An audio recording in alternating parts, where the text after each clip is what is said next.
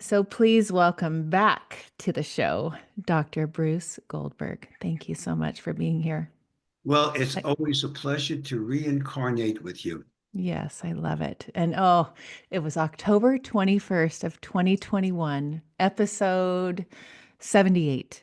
And here I am almost to the like high 250s. I haven't missed a week since I started this podcast. So we're moving on, but I realize Dr. Bruce Goldberg, since I met you that many years, 3.5 years ago, my growth has been exponential because I look back and to think I've had a session with you.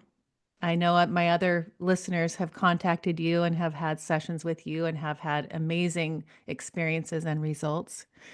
And now, as I go deeper into learning more about you, which is I'm so excited about today, I wanted to, when I contacted you, I had listened to something about the parallel lives.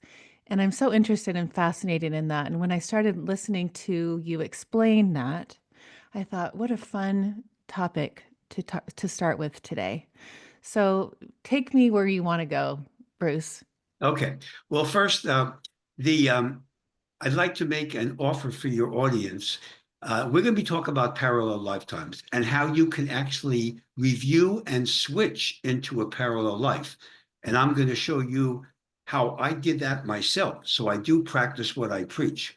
I will share that. But before I do that, uh, I wrote a book called Exploring the Fifth Dimension. If your viewers go to my homepage, they can click on that. If they order that book from my site, not from Amazon or any bookstore, from my site directly, and you mentioned the podcast, I will send them. Obviously, they buy the book, but they will also get a free CD that will guide them into the fifth dimension. It's called Fifth Dimensional Travel. They can access their higher self, obviously for spiritual growth, but they can also perceive parallel lives by doing that. So I want to do this more than just talk is cheap. I like people to actually experience it. Yes. Okay, so first we're going to talk about what's called going into parallel lives. Now, let me just define some terms. Your viewers, I'm sure, are used to or have been exposed to the concept of going into a past life. We call that a past life regression. Regression Right. is going back in time. If you go into the future of this life, that's called age progression. If you go into a future lifetime, that's a future life progression. Now, I developed a very fancy term to describe parallel lives, and I call that paragression. That's the term Okay. that we use. Now, when you're going into a parallel life, technically you're going into the fifth dimension, as we'll see. And when you do that, there's another term that I want to define called ultra-terrestrial, not extraterrestrial, ultra, because the terrestrial refers to the earth plane. You're leaving it, going into the fifth dimension. Okay? So Got it. that's what that means. So I want to separate a term that I'm sure your viewers have not heard of before. There's a difference or differentiation between what's called a parallel self versus a parallel life. Now, what's a parallel self? So our soul, which is electromagnetic radiation, equivalent to this computer signal or a cell phone or a TV signal or any of these are all electromagnetic. It's perfectly common, natural, and harmless. However, some people, or the average person actually, their soul can occupy more than one physical body in the current frequency or parallel universe that we're in now. And that's called a parallel self. In other words, it's the same soul, but it's a different body. So let me give you an example.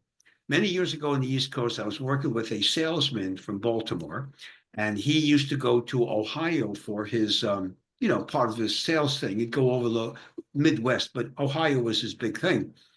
So he says to me, I'd like to go back into a past life. And I said, okay, so let's do our thing.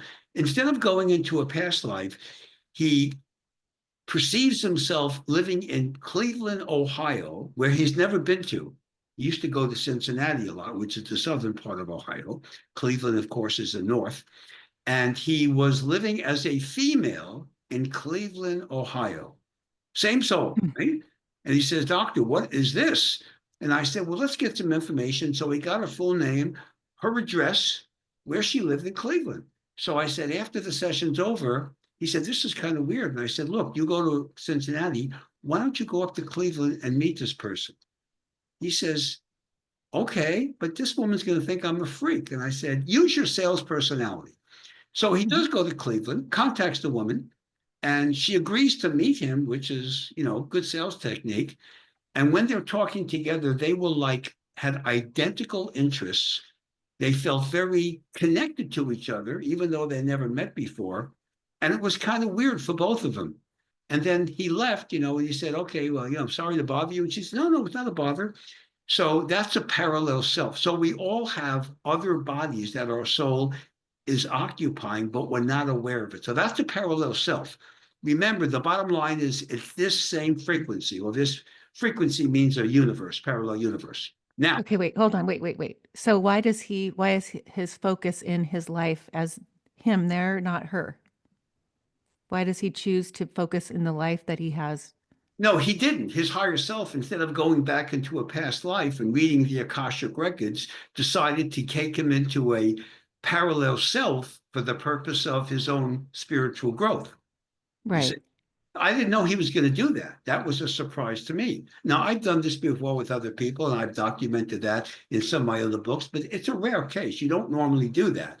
But I just want to separate that because people will confuse that with a parallel life. Now, a parallel life means you're going into a sister universe, a same environment that we have today. You're going to look the same. Your DNA is the same. You may be thinner or heavier depending on what you do, but you're going to look the same. The difference is the events that occur. You may be different in a different field. You may be married to somebody else or living in a different country, speaking a different language, but you will be yourself. So each of these parallel universes has a soul, which is different than the one you have here because it has different experiences. You see, the soul learns by living a life. Right. There's only one higher self. This is the perfect part of our soul that we will eventually merge with when we ascend. And that's called, some people call it the oversoul, but the Right. term higher self or super conscious mind is the technical term that we use to describe the higher self. Now, to show you how an advantage of these powers, before we go into cases, one of my favorite magazines is Scientific American. Scientific American is a very technical magazine. If you don't have a science background, you're going to have a hard time with it. Trust me. But it is a lay magazine. It's for the lay public, but it's written by scientists. And every month, just like any other magazine, they have a topic, a theme for that month, right? Mm-hmm. August 2000. If you want to review it out there, folks, check it out. August 2000, the theme was parallel universes. And they interviewed people, experts, quantum physicists and astrophysicists, and all the real heavy guys in the field, like Kip Thorne from Caltech in Pasadena, out here in the Los Angeles area. And this is what they found out. According to research, the closest sister universe to us is less than a millimeter away. A Wow. millimeter is 400ths of an inch. That's how close the closest sister universe is. You see? So in your honor, I'm referring it to a sister universe, not a brother universe, okay? So that's how close, so close yet so far. All right, so what is a parallel universe? Well, so it's a universe, it looks exactly the way it is today, except the events are different. And you have a life, according to quantum physicists now, and according to the M theory, which combines the five string theories, there is an infinite number of parallel universes. All right. Okay. However, I don't have the time or the patience to do an infinite number of paragressions when I'm working with my patients. So what I found out over my research, and I've been doing this for 50 years, so I have a long history here. Right. There's five major groupings. So I call them frequencies 1 through 5.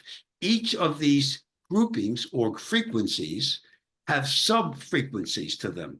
So in other words, frequency 1 will have an infinite number of sub-parallel universes. They're all basically the same theme. So you don't have to do a million of them or a billion. You just have to do 5.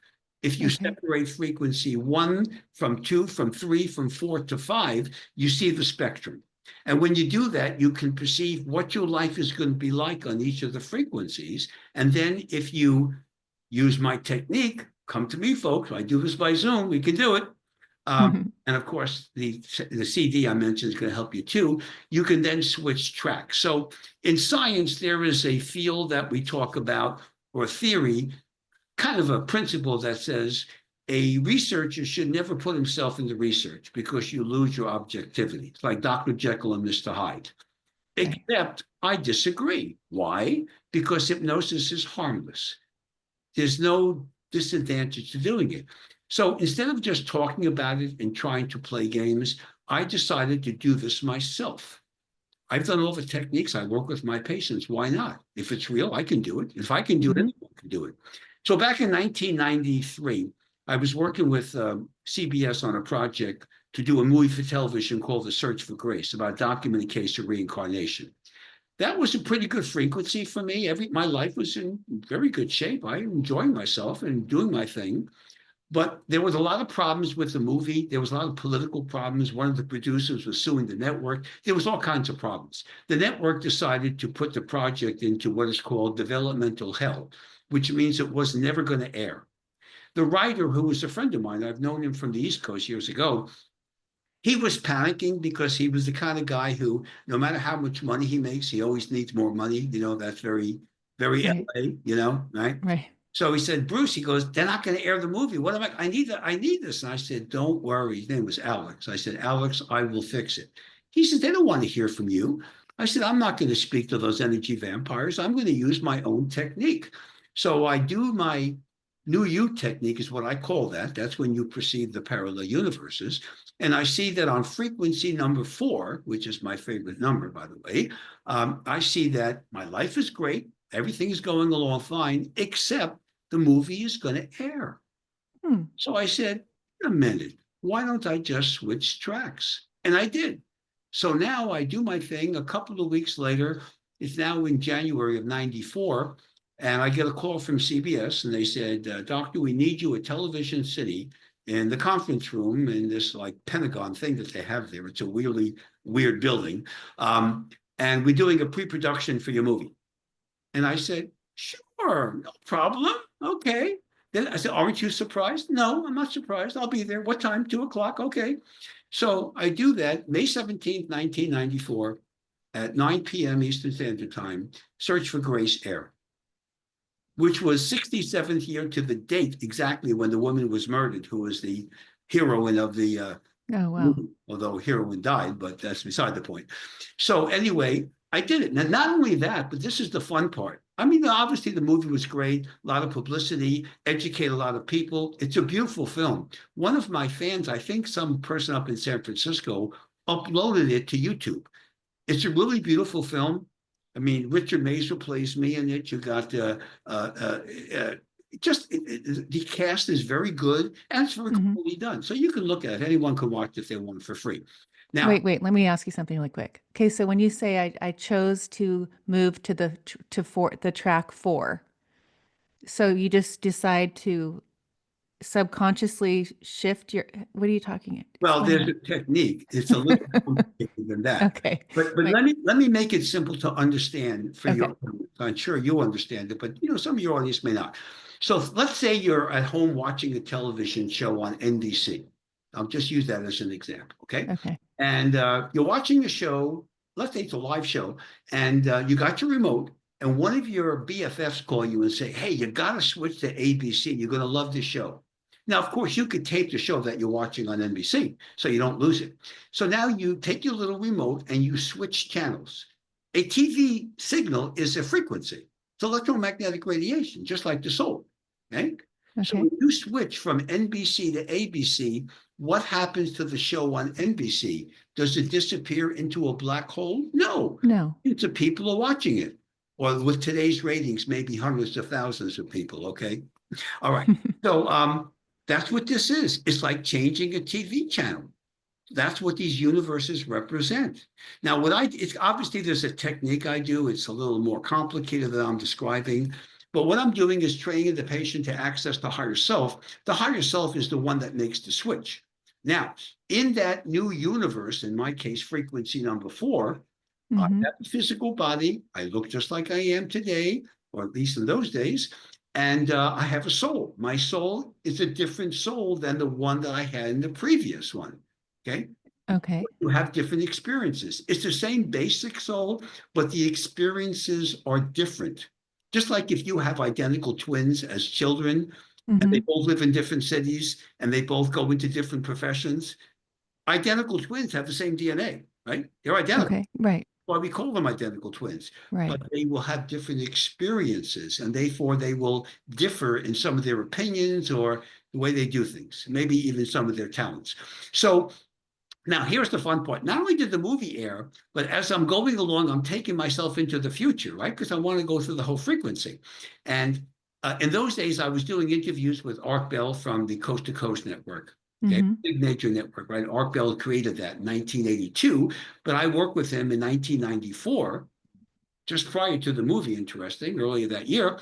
All right, so now I see myself going through the on 1997, 1998, 1999. I'm interviewing with Art. And then I'm going into the year 2000. Remember, I'm doing this in 94. And I see no more Art. Okay, he retired. Okay, or he's gone. I don't know what happened to him. He's got there. I'm doing Right. sub hosts. And then in 2003, I perceive myself interviewing with a person. Now, I've done this on the air. He doesn't get offended by it, but I see myself being interviewed by a guy who looked like a Greek fisherman. That's the way. That's George Norrie. I Right. didn't know who George Norrie was. He used to do a show in St. Louis. He was the night owl, I think they called him, but I didn't know that. I don't know talk show hosts unless I interview with them. There's 10,000 radio talk show hosts. I don't know them. Okay. Right. Interview with them, I will definitely know them. So I said, who is that? But okay, I'm doing interviews and everything is fine. Well, I switched tracks, and guess what? In March of 2003, after Art Bell retired and the sub hosts are gone, they hired George Norrie to do the Monday through Friday coast to coast. And I've been interviewing with him for 22 years now. So all that was part of what I perceived in the other frequency. So now I'm in this frequency, which is a different one that I was in 30 years ago. And Mm-hmm. the movie aired and all these other things happened. So I just wanted to share that with you. So that's my example of how I practice what I preach. But I want to share a young little teenager that I work with, and this is kind of fun. I call her Tanya, not her real name. She was 16 years old, and she was in high school, and she had an assignment to do a book report, if you want to use that term, on the 1960s. Okay, that was the assignment Okay. of the class. So she decided to, she contacted me, or at least her mother did, and she goes, my daughter wants to work with you. I said, okay. And she didn't know anything about paragressions. She just wanted to go out of her body and do all kinds of fun things. So I'm working with her. And again, I didn't ask her to go into a paragression experience, but she told me about the project. I said, okay, so let's see if your higher self can help you. Well, the higher self decided to take her into a parallel life. So she goes into a parallel life in which the year 1968 was her theme. Now, you know, that was a very important year for American history. Right. And I was born that year too. Okay, well, thank you you weren't assassinated like Robert F. Kennedy and Martin Luther King. So in 1968, according to her paragression, not only did Robert F. Kennedy not get assassinated, but he was elected president. Okay. And Mm-hmm. during that time, there was no assassination of Martin Luther King. The United States pulled out of Vietnam by 1970 rather than 73 or 75 at the end. There was no Nixon presidency, no Watergate. The Soviet Union collapsed in 1986 rather than 89. And the economic world basis of the world was actually rather bright. Now, Tanya comes out of the trance, right? Mm-hmm. Working with some of the CDs I get. So now she's a teenager, and it's late afternoon. She's home from school, so she's hungry, as teenagers tend to be. So she goes down to the kitchen, and her mother is there, you know, making dinner, whatever. And she's talking to a mother, but the mother doesn't seem like her real mother. In other words, the mother has a different personality, and it's really odd. And Huh. Tanya said, now, knowing as I educated her about paragression, she figured, you know, maybe I'm still on the parallel universe. So she went back to her room, did the technique again, and then came out of it and then went back downstairs to get something to eat. And the mother's personality was what it used to be. In other Oh, words, wow. he was still in the paragression Wow. the session and then went back and then got back into her old universe. So she was able to switch tracks and then come back. She didn't want to switch tracks permanently. So I mean, she's 16. Like, that's crazy. I mean, I have a 16-year-old. I can't imagine her wanting to. can you imagine what that means to a 16-year-old trying to explain that to a classmate or to a teacher? And Yeah. I said, look, when you hand in your little report, the 1968, don't talk about Robert F. Kennedy being president. Just forget about that. And don't share the experience with your classmates. Trust me, you're not going to like the result. And she goes, No. I got it. Okay, that's cool. All right, so let me give you a more modern example of this. This is a woman, I called her Marla, and not her real name. She lives in Los Angeles, and she's around 32 years old. She's a secretary. She's not happy with her life. She's a little overweight. She has lousy relationships. She's got insomnia, depression, and all kinds of negative things. So she knows about my work, and she goes, Doctor, I don't know what to do with my life. And she was almost suicidal. Not quite, but she was getting there. So I said, look, that doesn't help you. Why don't we go to parallel universes? So she goes, okay, so she's familiar with my work. So here's an example. She goes to frequency 1, in which same basic job. She gets unemployed for a while. Nothing really changes. She gains about 10 pounds in weight, and she's frustrated with relationships. So that would be a below average frequency. Okay.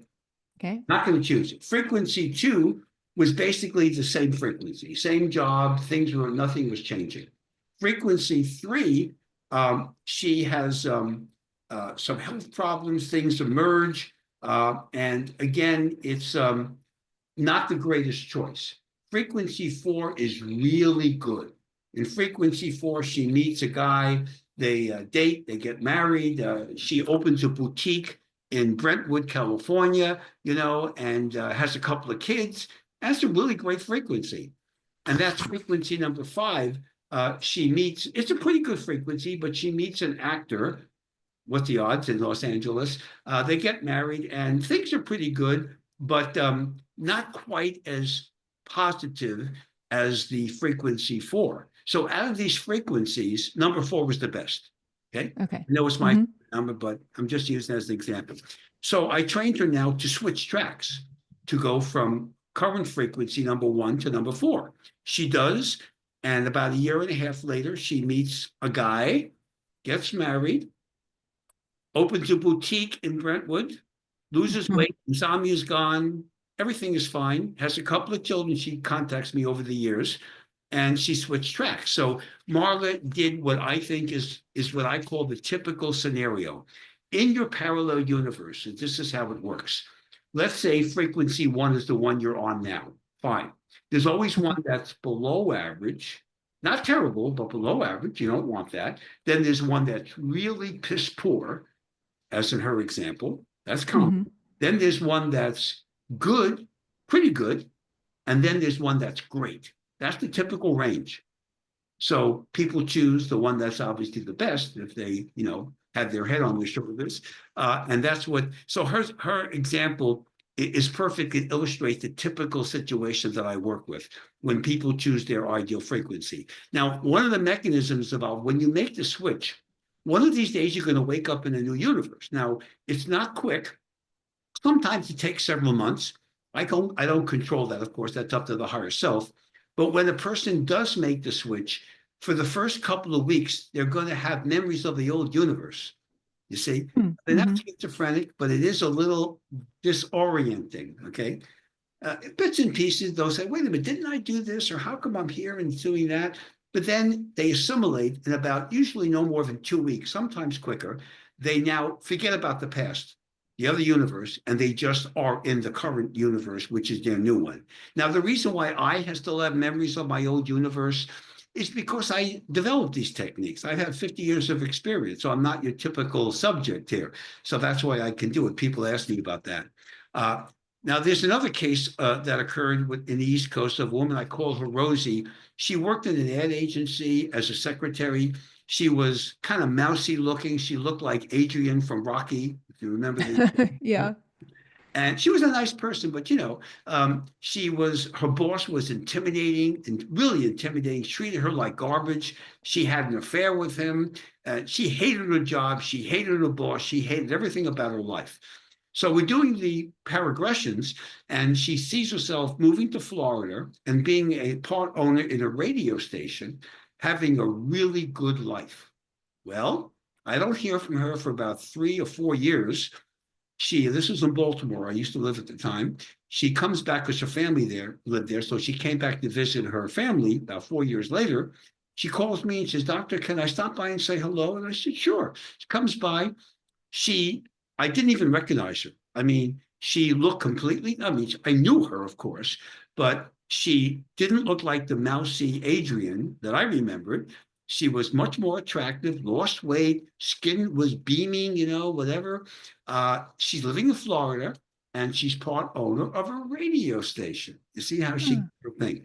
Now, last case I want to describe is very heavy now, because this is where you can do something very significant.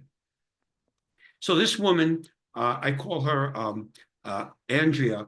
She is an elderly woman. She's in her 60s. Her husband wants to retire from his work. They're living in Detroit, Michigan, and they hate living there. The weather, they want to get out of there. And she's concerned because they don't have a lot of money for retirement, and she's worried about what they're going to do.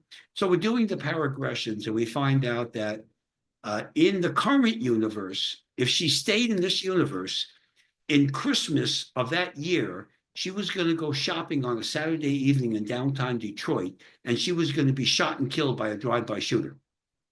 Okay? Oh, wow. That's not a Okay. good choice. So No. she goes, I don't like that, doctor. And I said, that's okay. We got other options. So now she goes into the ideal universe, better one, the best one, in which she moves to Florida. Her husband is doing like kind of a consultant in his latter years. He's having a good life, enjoy the weather and this and that. Everything is fine, except, when you go to another city, like if you live in Miami, if you go to Miami, you can get your hometown newspapers. If you go to a newsstand, they can give you newspapers in Right. most cities. Hmm. And Detroit's a major city. So she's living in Miami, and this is now Christmas time. And she figures, I want to just, get the newspaper from Detroit, whatever the major newspaper is. And she reads that on the very exact same date, that Saturday evening, that she was going to be killed in a drive-by shooting. Obviously, she wasn't. Somebody else was shot and killed on the same location. Wow. That's pretty heavy.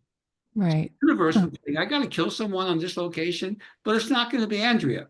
Right. This is where literally her life was saved, that not by me, but by her higher self. So remember, the idea of this is to give you, in this field, you always want to deal with documentation, because people are very skeptical. I know you aren't, but I deal with a lot of media and Right. newscasters that, they're not exactly metaphysically oriented. But doctor, how can you go into the future and do this? And this is all, it's got to be garbage. So here's a case of mine that shows you why there is a scientific justification. In 1996, in June, a college student, I call her Tammy, not her real name, just graduated from college. And she wanted to come out. She had seen my movie, The Search for Grace. That was 2 years prior to that. So she knew who I was. And she wanted to go out of the body. She wanted me to teach her how to do out of body experience, which I do, right? So I said, now in those days, this is before computers and Zoom and things like that. So she flew from New York to LA. Okay. And I'm working with her. She's a great subject. She's going out of the body. And when you're out of the body, you're in the space-time continuum, which means you could see past, present, and future events. Okay. Okay. So she's here like on a Monday. She goes out of the body and she sees herself the following day or that night meeting a guy with a tie-dye T-shirt at a bookstore and having dinner with him and going out dancing, right? Well, she had no plans of doing that. So the following day, that's what happened. She tells me the exact same story. And she does this about 3 or 4 times throughout the week. I see her Monday through Friday. So she goes, wow, this is really, I said, you're very accurate. So don't Huh. trust when you get future information. So she goes, okay. So I said, so what are your plans now? So she's done with me, right? So she goes, well, I'm going to go to Paris in July and meet my BFFs. We're going to spend 6 weeks in Europe, and then I'm going to go to graduate school. I said, great. I said, keep me posted, okay? So now she goes home. At the end of June, she calls me up and she goes, Doctor, this is Tammy. I have an emergency. And I said, look, Tammy, I retired from dentistry to get away from that. What's going on? She goes, I use your techniques. I use your CDs and everything. And I see myself taking off in the plane next month in July from JFK. The plane goes up in the air, immediately crashes in the Long Island Sound, and everybody dies, including me. So I said, Tammy, what's your problem? She goes, I don't want to die. And I, let me give you some peaceful advice. Change your flight plans and call me at the end of the summer. She goes, oh, that's a good idea. Why didn't I think of that? I said, okay. So now it's the end of August. I'm swimming in my pool. I have my cell phone by the pool, and my little miniature schnauzers running around the pool. And I get a call, and it's Tammy. And she goes, Doctor, this is Tammy. I said, well, how I had a great vacation. And she told me something that I really wish a patient would never tell me. She would said, you saved my life. And I said, no, I didn't. What's going on? She was going to go on TWA Flight 800, July 17th, 1996. TWA Flight 800 left JFK, went up in the air, immediately crashed into the Long Island Sound. All 230 people crashed. The passengers and the crew all died. She would have been 231, but she's Wow. because she changed her flight plans in the current universe. So her higher self is the one that did that, not me. Remember, I'm just the social director on the Karmic cruise ship here. 90% of the therapy is always done by the patient, not by me. I'm just doing 1%. But that shows you the efficacy and the accuracy and the scientific validity of going into the future by what we call, this is age progression when I do that. If I take a person into a future life, obviously that's a future life progression. You can't document that unless you're really patient, because the person has to die and reincarnate for that to be relevant here. Right. Progression is not only documented by me, but Krippner and Olner in the Maimonides Dream Laboratory in New York did that in the 50s, 60s, and 70s. Other laboratories have done it. So this is now scientifically valid. So people would be skeptical. You can be skeptical all you want, but the research is rather good at it. Now, in parallel universes, I'll show you what can happen. The British can win the American Revolutionary War and kill George Washington. That happens in a parallel universe, not ours. Hitler wins World War II and develops the atomic bomb. That also occurred in a parallel universe, not a good one. Joshua is defeated in the Battle of Jericho, and there was no Israel, no monotheistic religions were established. Interesting. And then a comet hits the Earth in 1999 in July, as Nostradamus predicted, and wipes out about 2 billion people. Well, none of those things are happening in our current universe, but remember, it does happen in parallel universes. Every time you have a thought, this is what quantum physics tells you and proves by mathematics, you create a parallel universe. That's why there's an infinite number.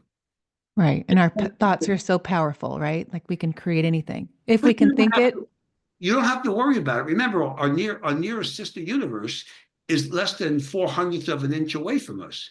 Now, the farther away these universes are logistically, the less likely they are to occur. So that's why you have a limited range in which you choose. And that's why I do the 5 groupings, or the frequencies, as I call that. Right. You know, so reading your website, and I don't know if I went into this detail with our first interview, but you have one on, are you a time traveler?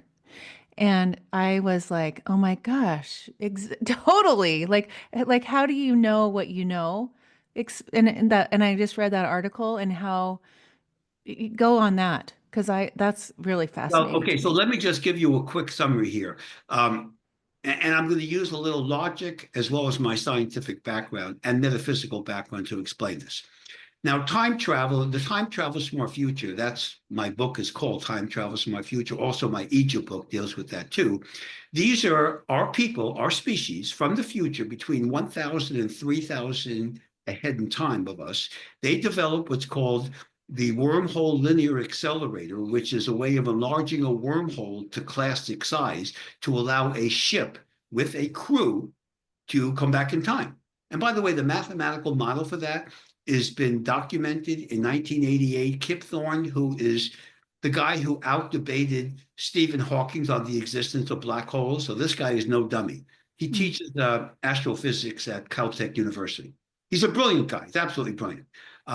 And he wrote an article in the Physical Review Letters, which is a technical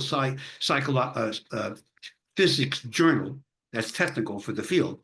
And in 1988, in September, he wrote a very complicated article with all the math and all these little things to show that the model of going into time travel is real.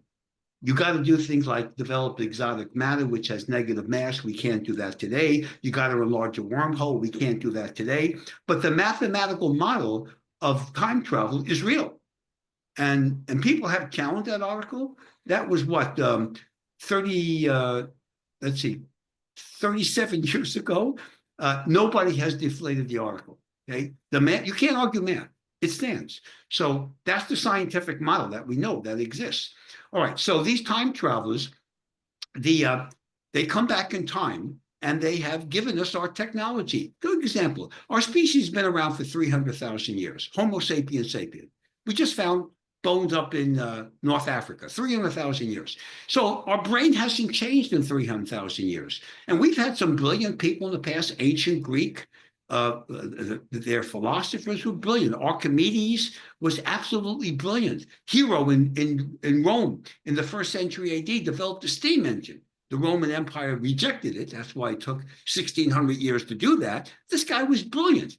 So why didn't we develop space program, satellite dishes, computers? Why didn't we do it back then? The raw materials on the earth are greater than it is now. We're using it up, right? Mm-hmm. That's how we never run out of anything. Isn't that interesting? We're not any smarter than we were then.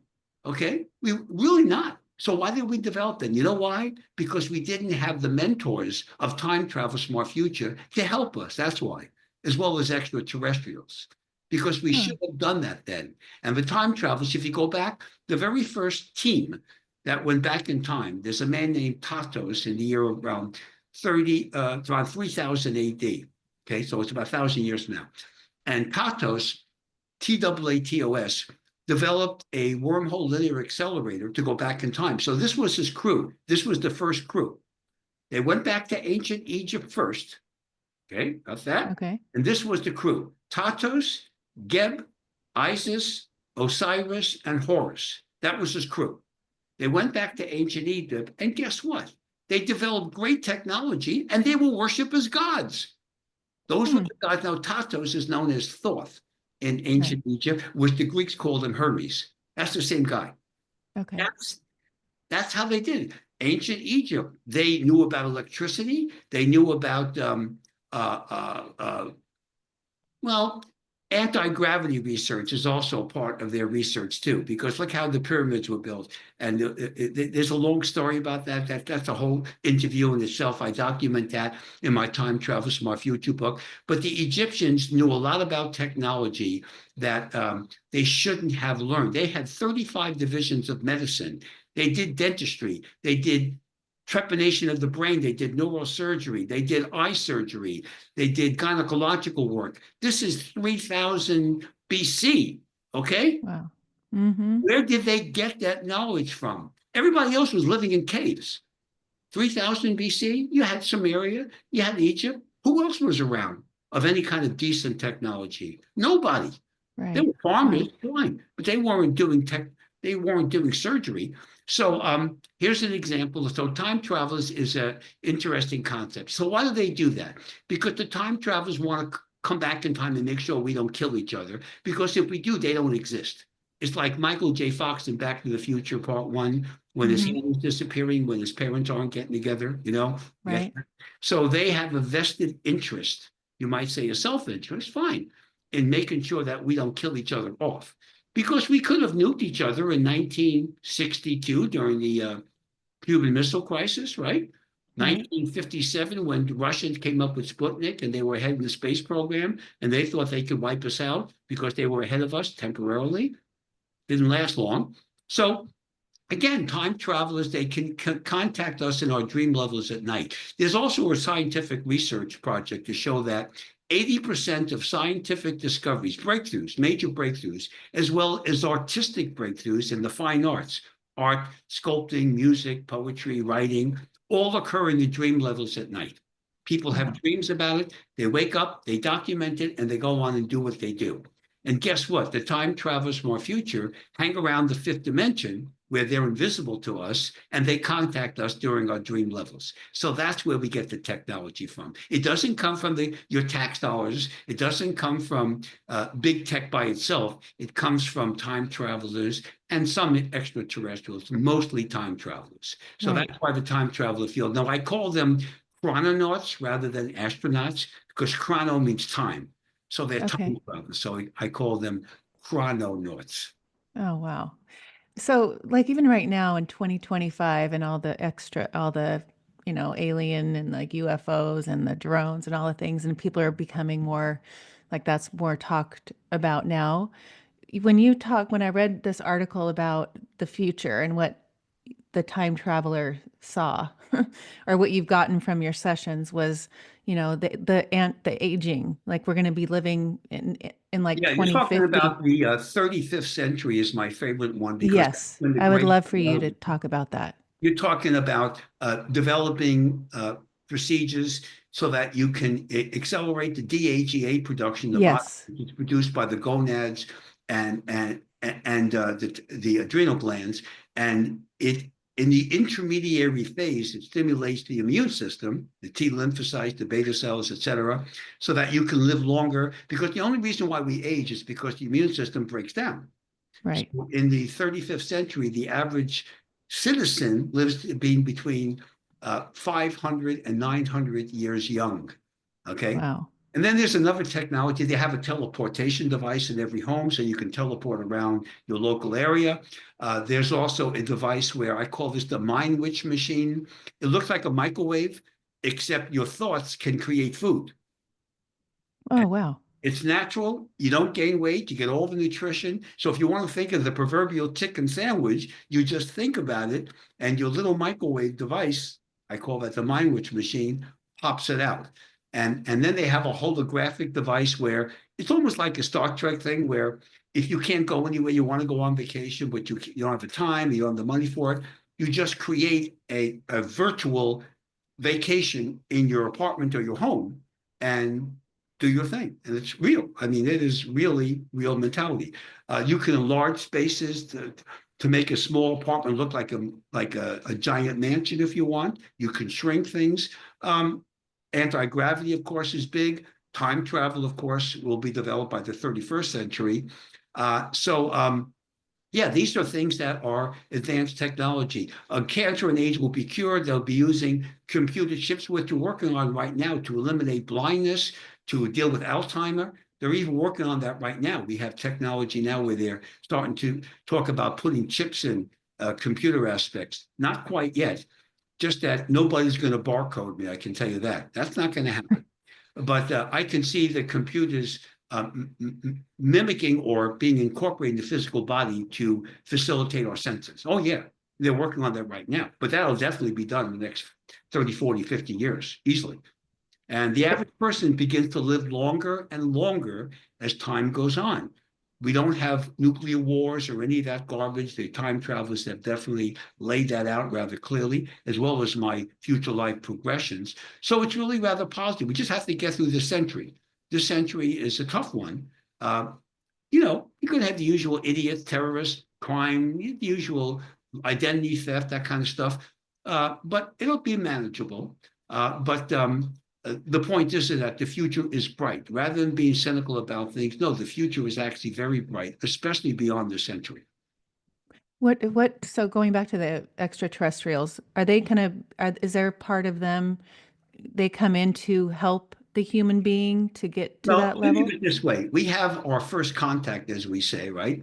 And by the 31st century, The grays, the zeta reticuli, they're 25 light years away. They are residents of Earth. In other words, they've been here for generations. So you might say they have their gray card.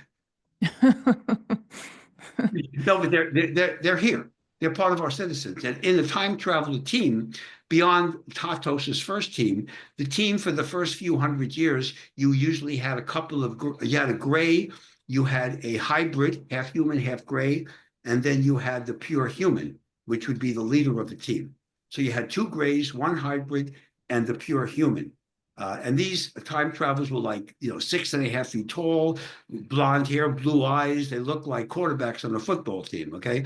They're very strong and very empowered. And they come back in time and they do affect our civilization. They've given us our technology. I'm just telling you, our technology did not develop by itself because it should have developed thousands of years ago. There's a rule of thumb in archaeology. If you've got 10,000 years of the Earth's climate where there are no major cataclysms like pole shifts, major earthquakes, things like that. If you look at the history about all these continents that were together and they broke apart, et cetera, Right. like, Africa fitting into South America, that kind of thing. So there were plenty of times in the last 300,000 years where there were 10,000 years where there was no ice age, there was no pole shifts, nothing major. Well, why didn't we develop the technology? Because we didn't have the mentors.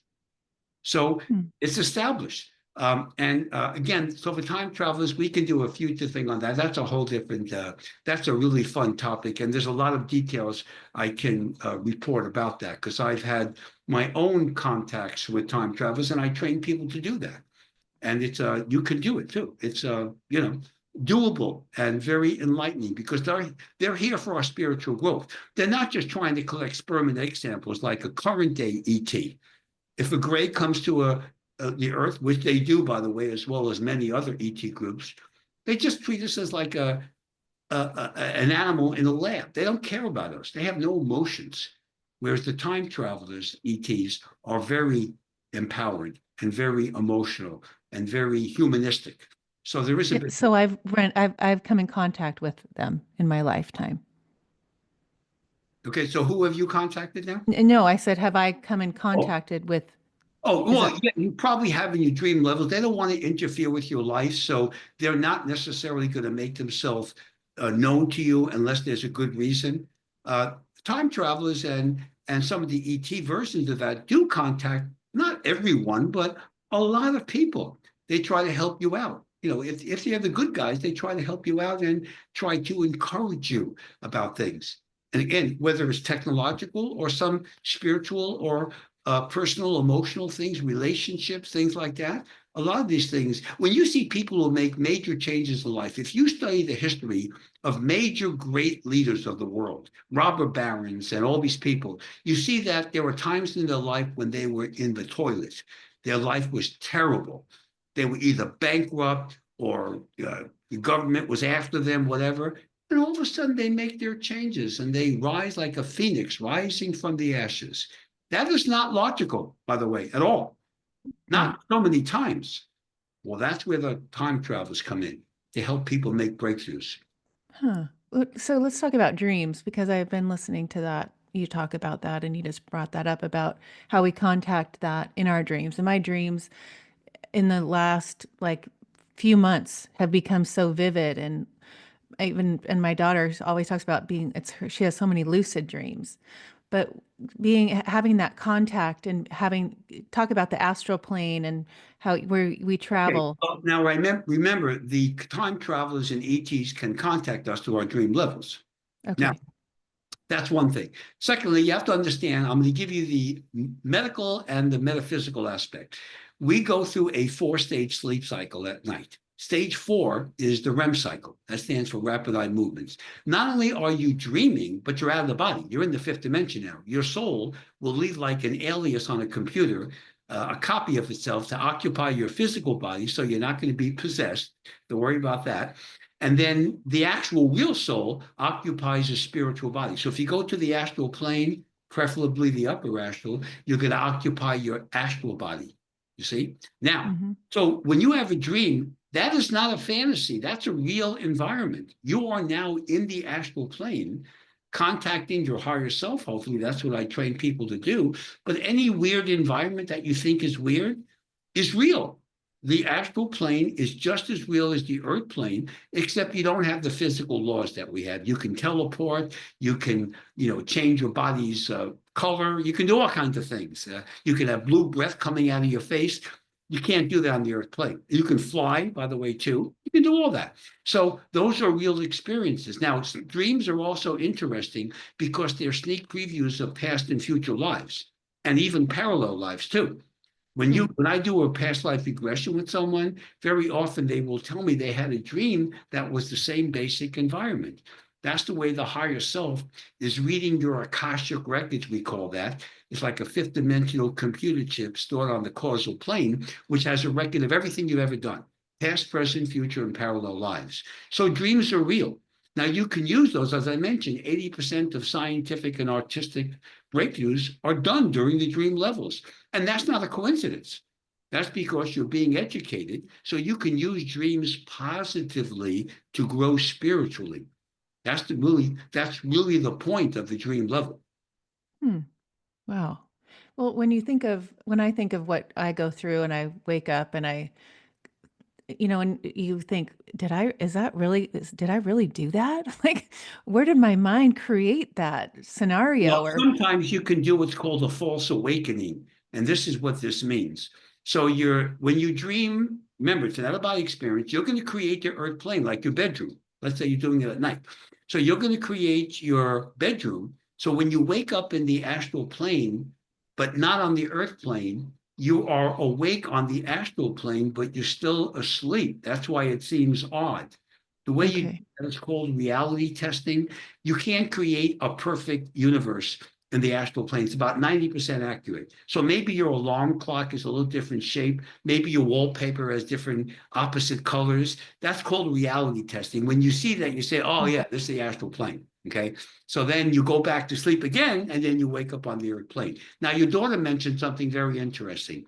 Lucid dreaming is a very good technique to practice because it will make you more experience in doing out of body experiences during the waking day where you'll have memories.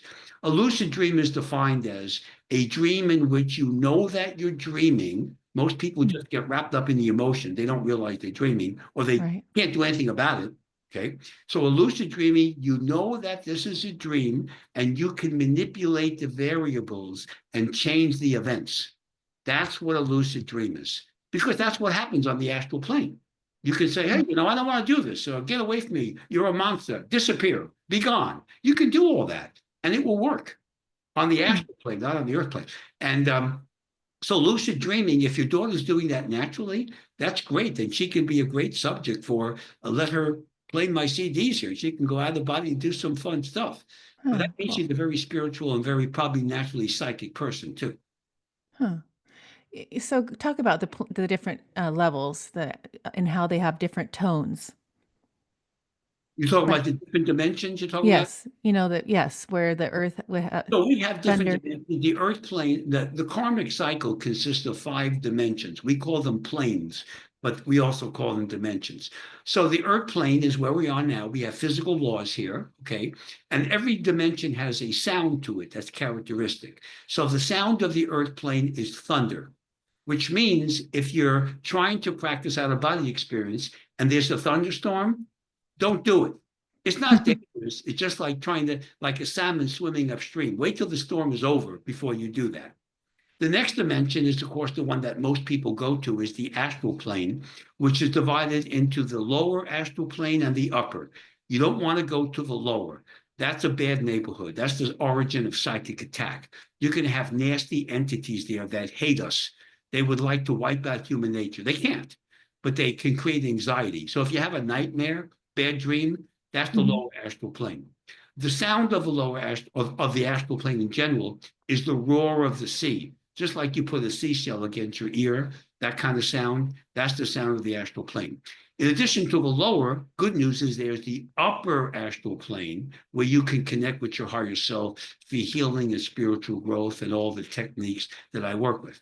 Beyond the astral plane, there is the causal plane, which is like the tinkling of bells, like you're in a New Age bookstore. It's a very small dimension, it's very tiny, and it houses the Akashic records of all of your past, present, future, parallel lives, and the universe's Akashic records too. So you can see about the Big Bang Theory and when did the universe actually begin. All that's stored in the causal plane. Now, beyond that is the mental plane, which is the sound of running water, is the sound that's characteristic of that dimension. And that's where the religious leaders would hang out, the Buddhas, the Jesus, the Moses, that kind of stuff. That the individuals who live on that dimension look like little angels. They walk around with white smocks. The houses have geometric designs. And the way you can tell you're on the mental plane, if that isn't obvious, is if you're driving in a car or flying above the roads of a freeway, it looks iridescent blue because their dirt is iridescent blue and they make their freeways from the dirt. So that's why it's a blue color. It's the only dimension that has that. Now, beyond the mental plane is the etheric plane, which is the sound of buzzing bees, very light kind of thing. It's the largest of all the dimensions. And the reason why I use that dimension a lot when I train people for healing is because they have these etheric plane surgeons that can occupy on your etheric body. Remember, when you go to a different dimension, you go to the spiritual body that's relevant to that dimension. So if you go to the astral plane, you're in your astral body. The soul is occupying the astral body. If you go to the causal plane, it's the causal body. And if you go to the etheric plane, you're going to use your etheric body. Now, why is that important? Because all these spiritual bodies are not identical to the physical body. The astral Mhm. body is taller, thinner, and younger looking. So women like the astral plane a lot, okay? Uh, Whereas the etheric body is identical, molecule to molecule, even though it's made out of different matter. So if the etheric planes operate on the etheric body of somebody who's got an illness, there are techniques that I use called etheric plane surgery, where you can transfer, when the person awakens the following morning, you can transfer the healing from the etheric body to the physical. And Oh, that's wow. how you can cure incurable diseases. Wow. And Yeah. you've I, done that? my patients, of course, have done that, not me. Wow. Etheric plane surgeons and their higher self do that. So that's why the etheric plane is important. So the etheric plane, mental, causal, astral, and earth plane, that's your karmic cycle. Now, And beyond those five dimensions, you go to the soul plane after you clinically die or cross into spirit on any of these dimensions. And that's sort of like a DMZ. It's not part of the karmic cycle and it's not the higher planes, but that's where you choose your next life when you reincarnate. Now, eventually, when you perfect the soul and merge with your higher self, then you'll go to the higher planes, which will no longer reincarnate. And then you'll go to heaven, nirvana, whatever term you want to use. The God energy complex, in my paradigm, is on the 13th plane. But between the 7th and the 13th plane, that would be the higher planes, which are perfect. So that's the ultimate goal, is to get out of the karmic cycle and to be there in the higher planes where there's no more body, you're pure energy and perfect. that comes as your choice. That's your Well, you got choice? to earn that. It's not just your choice. Everybody wants to go there. You have to be Okay. crazy not to go there, but you gotta earn your way. Just like when you're in school, when you're in college, you got to take prerequisite courses before you graduate. The Right. karmic cycle is our prerequisite courses. And our soul, our higher self chooses our karmic cycles, like the lessons that we're Well, supposed to learn. there are lessons you have to learn, so your higher self is relevant there. Your higher self doesn't create the karmic cycle; it just helps you, advise you to get out of it. You see, it's like your teacher, your advisor. Just like in politics today, the Senate advises the president when he nominates a cabinet member, right? Advise and Right. consent. Your higher self is advise and consent to you. It won't control you. It won't manipulate you. It won't dictate to you. It will just advise you whether you're making a good decision or whether you're messing up. So that's where the higher self comes in. And remember, it's perfect. It comes from the God energy complex. Or if you ever study Gnosticism, they call that the monad, is the ultimate God. That's their name for it. And the pleroma is their definition of heaven, okay, or nirvana. So your higher self is always with you. And even on the soul plane, when you're choosing your next life, your higher self is going to be advising you. You choose your next life. It's going to say, hey, you want that body in Paris, but maybe you should take the one in London instead. It's a little bit better. You see? So you get advice by your higher self, which is perfect energy. So when you eventually perfect the soul, you merge with your higher self. Now you become at one. That's what atonement means, at one meant with your higher self. And then you can ascend. Or you can stay on as a spirit guide, like a Buddha. That's your choice too. So as we ascend and learn our lessons, each life, like if would I choose a harder lesson in the next life to ascend to a higher? Well, How does only if you mess up on the current one. If you don't learn something, if you make a bad choice or just ignore it, you're going to get interest and penalties in your next life. So that's why you want to learn them now. okay. So ideally, if I look at my life and think, okay, look at my childhood and learn my lessons right now. I'm in my 50s, live in I don't know. I'm really loving my experience right now and seeing my life from a different perspective than I've ever had, right? And that's usually our what we're here to do. Now, as I get to be in this later years of my life, are you like and I see it so easy, like where I don't have a lot of hardships or things that Oh, happen. no, you've earned that, but I don't want you don't have to worry about where your karmic cycle is right now. Your higher self knows that. And in your dream levels, it will work with you. All you do is just do your thing. Okay. There's an old principle called do unto others. Do unto others is not a Christian principle. It predates Christianity by thousands of years. It goes back to the mystery schools, way back when.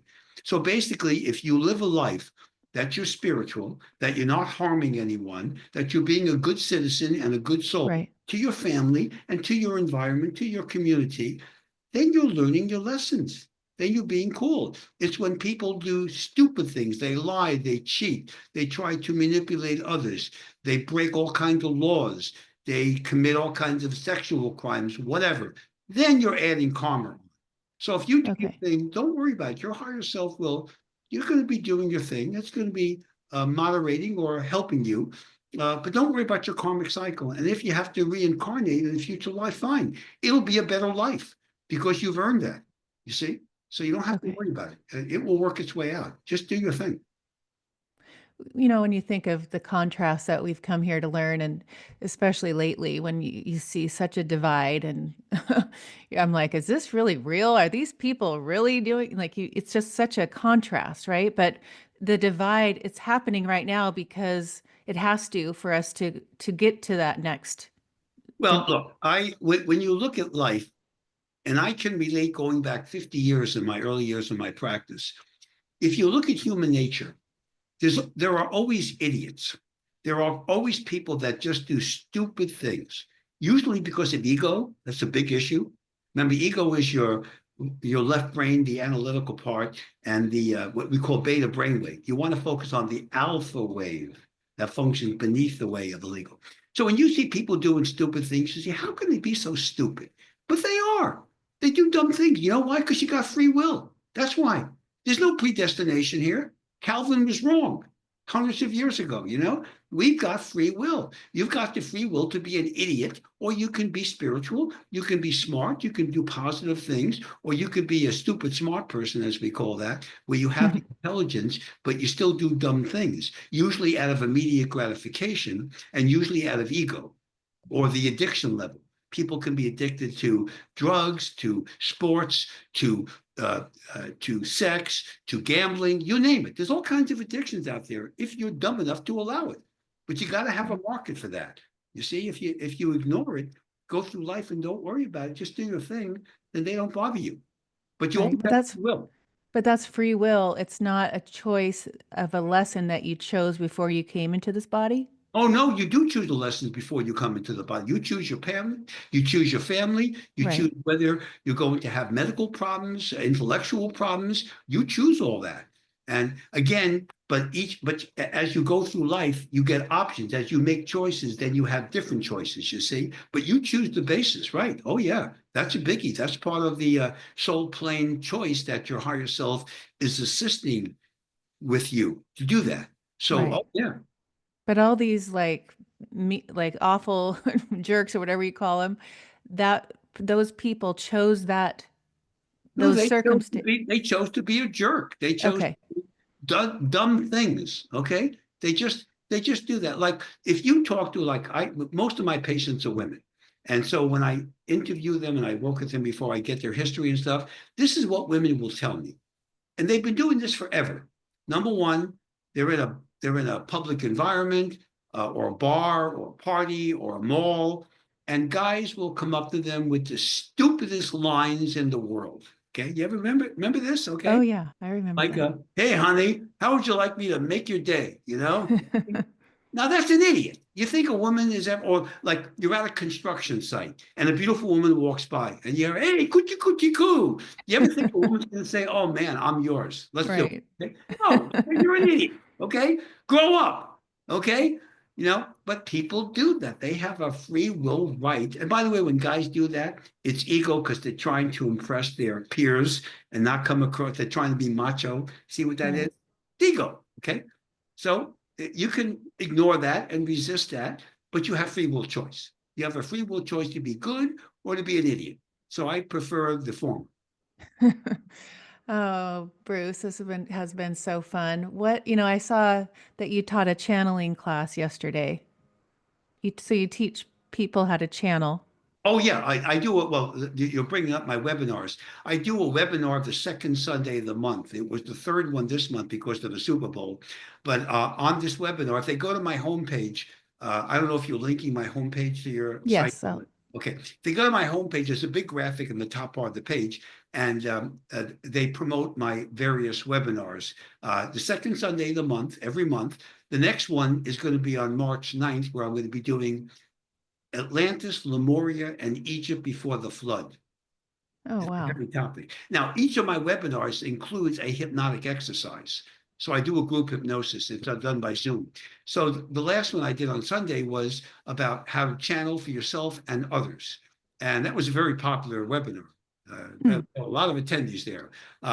And so, yeah, I do that. And of course, I have CD programs or MP3 files at times too, to help you to do that. So, and those webinars, by the way, if your viewers are interested in that one, even though it was done, they're all recorded. They can purchase it from the person who sponsors my webinars. All my past webinars are recorded on MP3 files, so they can always get the ones that they missed.